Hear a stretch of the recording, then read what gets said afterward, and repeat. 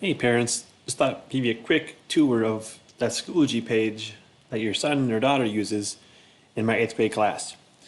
So if they're in my 8th grade tech class, they'll have a course called Tech 8. They'll launch into that. They may have their view on, let's go back here once.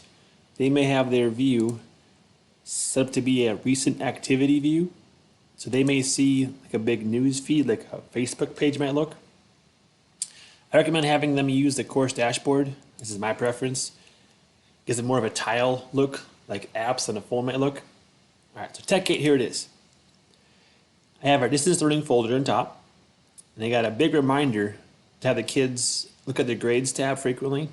Because over on the left side of the screen, mine says gradebook. Theirs will say the word grades. They click on that, it'll bring them to a list of all their assignments so far for this class. It'll give them the scores they got in assignments, and if I give them a comment about what to work on, it'll be there. Because again, here, this is one way I'm going to communicate with your child is just using those comments. All right. So, for instance, here, this is the ring folder.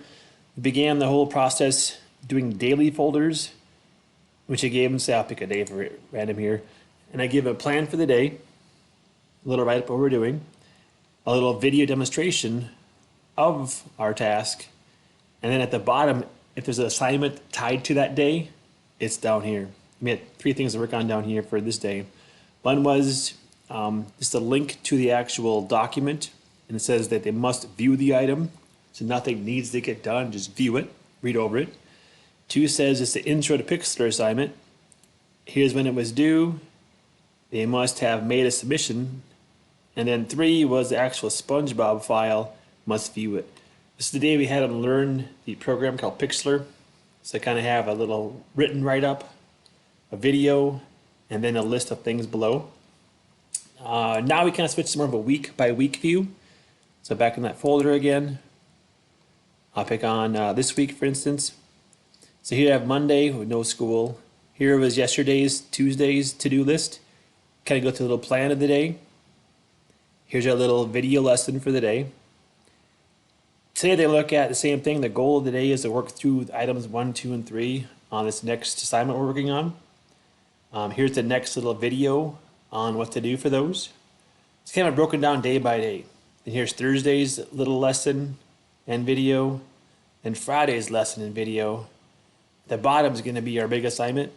It's due on Friday. They must make a submission. We're grading them on these tasks, on the student ID's background, on the photo quality, on any text they add to it, the mascot for the student ID, and a finished product. So we kind of broke the ID down into 5 days, or 4 days. That's kind of how I have my page set up. By week, with each day, with a little description, a video, and at the bottom of the page, if I have any kind of a tasks tied to that, there they are. Any questions? Hey, let me know. Hey, thank you for your time.